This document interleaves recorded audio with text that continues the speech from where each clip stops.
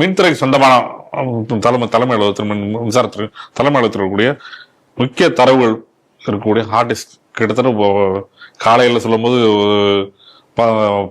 முதல்ல 8நாங்க, அப்புறம் 12நாங்க, அப்புறம் 20நாங்க, இப்ப கடைசி 18ன்னு சொல்லி மாலை ஸ்கோர் முடிச்சிருக்காங்க. அந்த 18 இதுல பாத்தீங்கன்னா 18ல இன்னும் முக்கியமான தரவுகள் வந்து அதுல இருந்திருக்கு. முக்கியமான டெண்டர்கள் தரவு இருந்ததாக சொல்லப்படுது. இதுல அதோட முக்கியமான ஈபிக்கு உண்டான விஜிலன்ஸ் அதிகாரி அவரோட ஹார்ட் டிஸ்க்கும் காணாம போயிருக்குன்னு சொல்லியிருக்காங்க. அது எந்த அளவுக்கு அவர் பொறுப்பாக இருந்திருக்காரு. இது தொடர்பாக வந்து மின்சாரத்துறை அமைச்சர் சிடிஆர் நிர்மல்குமார் அவர் பேசும்போது, மின்வாரியத்தில் ஹார்ட் டிஸ்க் திருடப்பட்டது உண்மைதான். இது குறித்து காவல்துறை வழக்கு பதிவு செய்து தீவிர விசாரணை திறந்து அலுவலகத்தில் உள்ள கண்காணிப்பு கேமராக்கள், அங்குள்ள ஊழியர்கள் முதற்கட்ட விசாரணை நடைபெற்று வருகிறாங்க. பின்னாடி செய்தியில பார்க்கும் போது அது ஒரு ஆனுவல் மெயின்டெனன்ஸ் ஏஎம்சி பண்ணக்கூடிய கோபிநாத் என்பவர் அப்படி சொல்லி ஒரு பெயர் சொல்லியிருக்காங்க. அவர் தான் இது வந்து பணத்திற்காக எடுத்தார்னு சொல்லி ஒரு செய்தி வெளிவந்திருக்கு. இந்த செய்தி எப்படி பாக்குறீங்க? அதாவது இந்த ஏஎம்சி போட்டா வருது கோபிநாத், அவர் தான் வந்து இந்த ஹார்ட் டிஸ்க் எல்லாம் வந்து திருடிட்டு போயிட்டார். இப்ப ஆனுவல் மெயின்டெனன்ஸ் செக்கப்புக்காக வந்தாரு, வரும் பொழுது இந்த ஹார்ட் டிஸ்க் எல்லாம் அவர் திருடிட்டு போயிட்டாரு அப்படின்னு சொல்லியிருக்காங்க. அவர் மேல இப்ப எதுக்குடா அவர் திருடினாருன்னா, அவர் திருடன் வந்து பணத்துக்காக திருடிட்டாரு, என்கிட்ட பணம் இல்ல அதனால நான் திருடினேன் அப்படின்னு அவர் சொன்னாரு அப்படின்னு சொல்றாங்க. ஆக மொத்தம் இப்ப ஒரே ஒரு திருட்டு கேஸ் மட்டும்தான் போட்டு, ஒரு சின்ன கேஸ் போட்டு, ஒரு பெட்டி கேஸ் மாதிரி போட்டு ஒரு 6 மாசத்துல இப்ப அவர் வந்து வெளில வந்துடலாம், இல்ல ஒரு வருஷம் மேக்சிமம் இருக்கலாம், வெளில வந்துருவாரா இருக்கும். ஆனா நம்மளுடைய கேள்வி இதுல இப்ப நிறைய கேள்விகள் இப்ப இதுல வருது. ஏற்கனவே இந்த மின் வாரியத்துறையில தான் பல கோடி ரூபாய்கள் ஊழல் நடந்திருக்கு. அதாவது கடந்த ஆட்சியில அதுவும் டெண்டர் வழங்குவதில் முறைகேடுகள் நடந்திருக்கு அப்படிங்கறதான் குற்றச்சாட்டாக வைக்கப்பட்டது. இந்த டெண்டர் முறைகேடுகள், அதாவது இந்த யார் யாருக்கு இந்த டெண்டர் வழங்கப்பட்டது, எப்படி இந்த டெண்டர் நடந்ததுங்கிற ஆவணங்கள்லாம் எங்க இருந்ததான் இந்த ஹார்ட் டிஸ்க்ல இருந்து சொல்றாங்க. ரைட்டா? இப்ப இது வச்சுதான் நமக்கு இப்ப பல சந்தேகங்கள் இப்ப நம்ம முன்னாடி எழுகின்றன. ஏற்கனவே நாங்கள் தூய சக்தி தீய சக்தி அப்படின்னு எல்லாம் சொல்லிதான் இப்ப ஆட்சிக்கு வந்தாங்க. ஏற்கனவே இந்த மின்வாரியத்துறையில ஏற்கனவே ஊழல்கள் இருக்குங்கிறது எல்லாருமே பேசப்பட்ட விஷயங்கள் ஒன்று. அப்பவே அறப்போர் இயக்கம் இது குறித்து ஒரு மிகப்பெரிய ஒரு டிரான்ஸ்ஃபார்மர் ஊழல் பத்தி எல்லாம் அவங்க பேசினாங்க, டெண்டர் முறைகேடு பத்தி எல்லாம் அவங்க பேசியிருந்தாங்க. அப்ப அந்த துறையினுடைய அமைச்சராக இருந்தது செந்தில் பாலாஜி. ஏற்கனவே இப்ப அவர் மேல இருக்கக்கூடிய அந்த வழக்குகள் நிலுவையில் இருக்கு. இப்ப இந்த நேரத்துல இப்ப ஹார்ட் டிஸ்க் எல்லாம இப்ப காணாமல் போய்விட்டது அப்படின்னு சொல்லி இன்னொரு விஷயத்தை இதுல நம்ம நல்லா பார்க்கணும். இடி வந்து ஒரு கடிதம் வந்து ஏற்கனவே முதல்வர் விஜய்க்கு, சீஃப் செக்ரட்டரிக்கு இவங்களுக்கெல்லாம் கடிதம் எழுதியிருந்தாங்க. என்ன அப்படின்னா, செந்தில் பாலாஜி மேல வழக்குகள் வந்து விசாரிப்பதற்கு அனுமதி கோரி அவர்கள் கடிதம் எழுதியிருந்தாங்க இடியில இருந்து. ஆனா இது வரைக்கும் அவர் அனுமதித்தாரா என்ன என்பது பற்றிய செய்தி நமக்கு எந்த தகவலும் அதுல இல்ல. இப்ப எல்லாமே ஒரு சந்தேகத்திற்குரியதா இருக்கிறதா இல்லையா அப்படிங்கறத மட்டும் பாத்துக்கோங்க.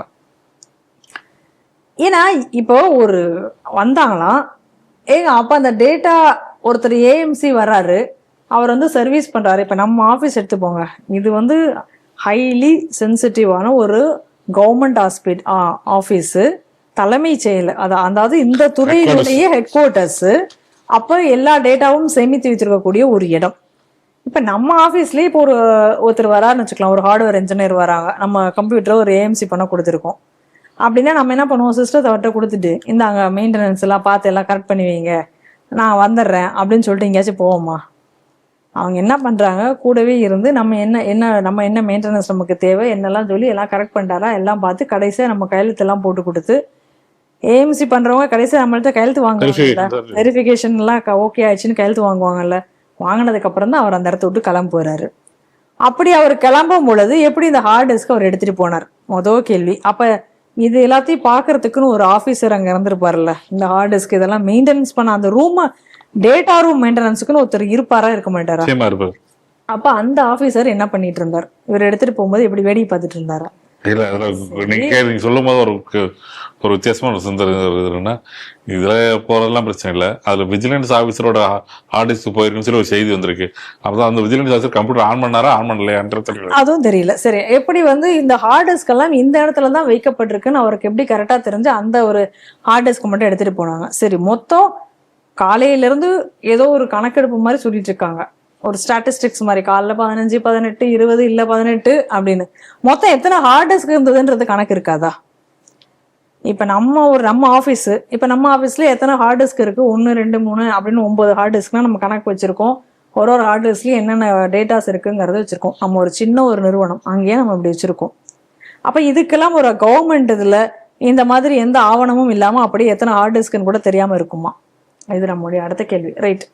இந்த ஹார்ட் டிஸ்க் எடுத்துட்டு அவர் ஆபீஸ் விட்டு வெளியில போகும்போது அங்க இருக்க வாட்ச்மேன் ஒருத்தர் இருப்பார்ல, ஆபீஸ்னுடைய இந்த இவ்வளவு பெரிய இதுக்கு இருப்பாங்கல்ல. ஆமா, இன்வெர்ட்ஸ் அவுட்வெர்ட்ஸ். அப்ப இன்வர்ட் அவுட்வர்டு அந்த ஸ்லிப்புங்கிறது சரி, அப்படியே ஹார்ட் டிஸ்க சர்வீஸ் கொடுத்திருக்காங்க, அந்த மாதிரி ஏதாவது ஒரு ரீசன் சொல்றாங்கன்னா கூட இன்வர்ட் அவுட்வர்ட்னு ஒண்ணு இருக்குமா இருக்காதா? எப்படி திருட முடியும்? சரி, இத்தனை சிசிடிவி கேமராலாம் இருக்குன்றாங்க, இதையெல்லாம் தாண்டி அவர் எப்படி இதை எடுத்து சென்றார்? பாஸ்போர்ட் எல்லாம் எடுத்து போக முடியாது. எப்படி எடுத்துட்டு போக முடியும் அவருக்கு? எப்படி பாஸ்போர்ட் போட்டு தான் அவங்க எப்படி போயிருக்கணும்? பாஸ்போர்ட் நீங்க போகணும், எப்படி இதெல்லாம் எல்லாமே எப்படி இவர் வந்து இதை எடுத்து சென்றார் என்ற இந்த கேள்விகளுக்கெல்லாம் வந்து இன்னைக்கு நிர்மல் குமார், நாங்கள் தூய சக்தி என்ற ஆட்சிக்கு வந்த அதை பத்தி ஒரு கருத்து சொல்லுங்க. தாவேகாவினுடைய அமைச்சர் நிர்மல் குமார் பதில் சொல்வாரா அப்படிங்கறதான் நம்மளுடைய கேள்வி. அடுத்ததாக நாம அதனாலதான் நம்ம சொல்லிட்டு இருக்கோம், இந்த அரசுக்கும் இன்னைக்கு அதாவது ஏற்கனவே இருந்த திமுக அரசுக்கும் இன்னைக்கு இருக்கக்கூடிய தாவேகா அரசுக்கும் ஒரு பெரிய வித்தியாசம் ஒன்றும் கிடையாது. அதனுடைய ஒரு நிழல் அரசு இல்லைன்னா அதனுடைய ஒரு 2.0 தான் அப்படின்றத நம்ம திரும்ப திரும்ப நம்ம ஸ்ரீ டிவியில் சொல்லிட்டு இருக்கனுடைய நோக்கம் அதுதான். ஏற்கனவே பாருங்களேன், இதே சொன்னாங்க பாட்டிலுக்கு 10 ரூபான்னு இவங்க தான் பாட்டெல்லாம் பாடினார் விஜய் சார்.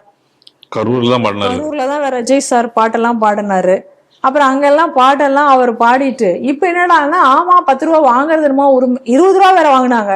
அது சர்ச்சையானோடனே 10 ரூபா தான் வாங்குறோம், அதை நாங்கள் சரி பண்ணிடுவோம், இப்பதானே நாங்க ஆட்சிக்கு வந்திருக்கோம், உடனே எல்லாத்தையும் எப்படி பார்க்க முடியும் அப்படின்னு அந்த துறை அமைச்சர் விக்னேஷ் வந்து கேட்டார். உடனே அதை பத்தி எல்லாரும் விமர்சனம் எழுந்தோடனே இன்னைக்கு அதை பத்தி வந்து அவர் அந்த அமைச்சரோட எப்படி அதையெல்லாம் சரி பண்றது அப்படின்னு சொல்லி அதற்காக இன்னைக்கு கூடி பேசியதாகலாம் செய்திகள்லாம் நான் பார்த்தேன். என்ன பண்ண போறாங்கன்னு பார்ப்போம், வெயிட் பண்ணி பார்ப்போம். அப்ப அதே போல என்ன சொன்னாரு, நம்ம போதையை ஒழிக்கணும், இதெல்லாம் தான் நம்ம லட்சியம், அப்படி இப்படின்னெல்லாம் பேசினாங்க. இவர் என்ன சொல்லிட்டார், ரொம்ப சிம்பிளா அந்த துறையினுடைய அமைச்சர், நாங்க வந்து முழு மது விலக்கு என்பது சாத்தியமில்லை. காரணம் என்ன அப்படின்னு சொன்னா, அதை நம்ம அடைச்சிட்டோம், முழுசா கொண்டுட்டோம் அப்படின்னா கள்ளச்சாராயமும் போதையும் கஞ்சாவும் அதிகரிச்சிடும். இதைதானங்க கருணாநிதி சொன்னாரு. கொஞ்சம் வேற மாதிரி சொன்னாரு, இவர் வேற மாதிரி சொல்றாரு. மொத்தத்துல விஷயம் ஒண்ணுதானே. அப்புறம் பாருங்க, கரூர் சம்பவத்துக்கு முக்கியமான காரணமாக இருந்தவர் அன்னைக்கு இருந்த அருண் IPS அவர்கள் தான் அப்படின்னு சொல்லிட்டு, அன்னைக்கு அவர் தான் சென்னை கமிஷனராக இருந்தார் அப்படின்னு சொல்லி அவர் மேல பயங்கரமான குற்றச்சாட்டுகள் எல்லாம் வச்சார் ஆதவ் அர்ஜுனா. அவர் அமைச்சர் தானே வச்சார். இன்னைக்கு அவரை வந்து லஞ்ச ஒழிப்புத்துறையினுடைய இயக்குனராக நியமித்திருக்காங்க. இன்னும் சொல்ல போனா நீதிமன்றமே கேள்வி, அதாவது எப்படி நீதிமன்றம் சொல்லிச்சு அன்னைக்கு அப்படின்னா, லஞ்ச ஒழிப்புத்துறையில எப்பேற்பட்ட ஜாம்பவான்கள், நேர்மையான ஜாம்பவான்கள்லாம் இந்த துறையில இருந்திருக்காங்க, இப்படி வந்து ஒரு ஏற்கனவே ஒரு குற்றச்சாயல் எல்லாம் இருக்கக்கூடிய குற்றச்சாட்டுகளுக்கு ஆளான ஒரு அருண் IPS நீங்க எப்படி நியமிச்சீங்கன்னு நீதிமன்றம் கேள்வி கேட்கிற அளவுக்கு இவங்களும் என்ன சொன்னாங்க, இந்த அருண் IPS வந்து அஸ்ஸாம் போன்ற இடத்துக்குலாம் மாத்தணும் அப்படின்னு சொல்லி பேசுறாரு இதே ஆதவ் அர்ஜுனா. இன்னைக்கு அவர் எங்க போட்டு வச்சிருக்காங்கன்னு பாருங்க. ஸோ எல்லாத்தையும் கனெக்ட் பண்ணி நீங்க கொஞ்சம் பொறுமையா நம்ம யோசிச்சு பார்த்தோம் அப்படின்னா, இது வந்து இந்த அரசுக்கும் ஒன்றும் பெரிய வித்தியாசம் எல்லாம் கிடையாது. ஊழலும் ஒன்றும் தீரப்போவதில்லை. இது தீய சக்தியும் இல்லை, அது தூய சக்தியும் இல்லை, எல்லாம் ஒரே சக்தி, ஒரே தீய சக்தியினுடைய வெர்ஷன் 1, தீய சக்தியினுடைய வெர்ஷன் 2 வேணா வச்சுக்கலாமே தவிர இதுல வந்து ஒன்றும் பெரிய மாற்றம் இருக்க போவதில்லை என்பதைத்தான் நம்ம ஒரு இதுல இருந்தும் நம்ம ஸ்ரீ டிவியில் எடுத்து வைக்கிறோம். இந்த ஹார்ட் டிஸ்க் திருட்டும் அதில் ஒன்றாகத்தான் பார்க்க வேண்டும்.